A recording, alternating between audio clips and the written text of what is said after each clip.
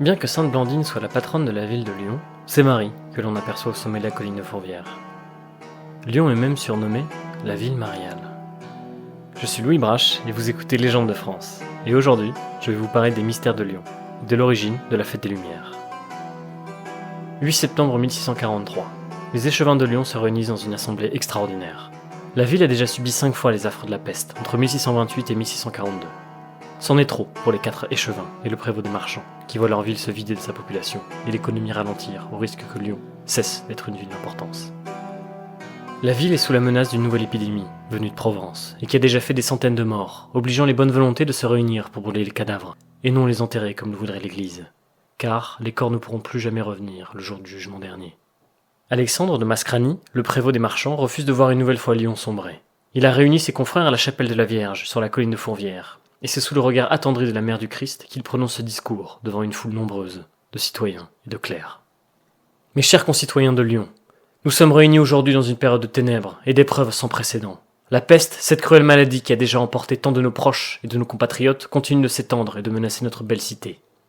Face à une telle calamité, nous ne pouvons rester les bras croisés, espérant qu'un miracle viendra de lui-même. En tant que prévôt des marchands de cette grande ville, j'ai le devoir de protéger nos concitoyens, nos familles et notre patrimoine. C'est dans cet esprit que j'ai convoqué les échevins, afin de débattre des mesures nécessaires pour endiguer cette épidémie. Après de longues heures de délibération, nous avons compris que nous devons non seulement agir avec détermination, mais aussi chercher la grâce divine. C'est pourquoi nous avons décidé de faire un vœu solennel, un pacte avec le divin, afin d'implorer sa miséricorde. Nous prions la Mère de Dieu, dans sa grande bonté, qu'elle regarde notre ville avec compassion et mette fin à cette épidémie dévastatrice. En retour, nous nous engageons à renforcer notre foi, à aider nos voisins dans le besoin et à consacrer nos ressources à la guérison et à la protection de notre communauté. Nous devons rester unis, forts dans notre foi et déterminés à surmonter cette épreuve ensemble. Je vous exhorte donc, mes chers concitoyens, à vous joindre à moi et à l'ensemble des échevins dans ce vœu. Implorons ensemble la grâce divine. Mettons-nous au service de notre ville et luttons avec courage et détermination contre cette peste. Chaque année que Dieu fait, en 8e jour de septembre, nous irons entendre la messe et faire nos prières et demander la clémence de Marie, la Mère de Dieu. Nous lui offrirons 7 livres de cierges et de flambeaux, ainsi qu'un écu d'or. Que Dieu bénisse Lyon, et que nous puissions, avec sa grâce, voir la fin de cette épreuve et la renaissance de notre belle cité. Et ainsi, grâce fut rendue chaque année à la Vierge à travers une procession qui se terminait à la chapelle de la Vierge, sur la colline de Fourvière. Les échevins, aujourd'hui des conseillers municipaux, et le maire, selon son allégeance politique, prirent l'habitude d'amener l'écu d'or déposé sur un coussin de soie verte. C'est ce même coussin qui inspira le chocolatier voisin pour ses célèbres coussins de Lyon. Mais la fête des Lumières dans tout ça. Le vœu des échevins a lieu tous les 8 septembre.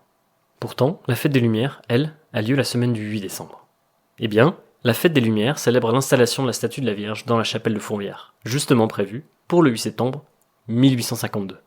La statue aurait dû y être livrée pour le vœu des échevins. Joseph Hugues Fabiche, le sculpteur, à qui l'on doit de très nombreuses statues de la Vierge à Lyon, notamment celle de la Pietà de la chapelle de l'Hôtel-Dieu, et la Vierge dans la grotte de Massabielle à Lourdes, elle veut pourtant terminer la statue. Mais une crue très dangereuse de la Saône pousse l'archevêque de Lyon à reporter la livraison, au 8 décembre, date de la fête de l'Immaculée Conception. Mais ce jour-là aussi, de violents orages éclatent, compromettant la cérémonie. Mais, heureusement, le beau temps revient en fin de journée, et on installe finalement la statue. Soulagés, les Lyonnais commémorèrent l'événement en allumant de petites bougies à leurs fenêtres. Chaque année, les Lyonnais recommencèrent, ce qui, à terme, donna naissance à la fête des Lumières. Merci à tous d'avoir écouté cet épisode de la saison 2 de Légendes de France, j'espère qu'il vous a plu. Les épisodes à venir seront entièrement tournés sur la ville de Lyon, mais n'hésitez pas à découvrir d'autres comptes régionaux de l'émission. N'oubliez pas de vous abonner et de noter le podcast sur Spotify et Apple Podcast pour plus de contenu de ce genre. Les 5 étoiles sont très importantes pour le référencement. A plus tard.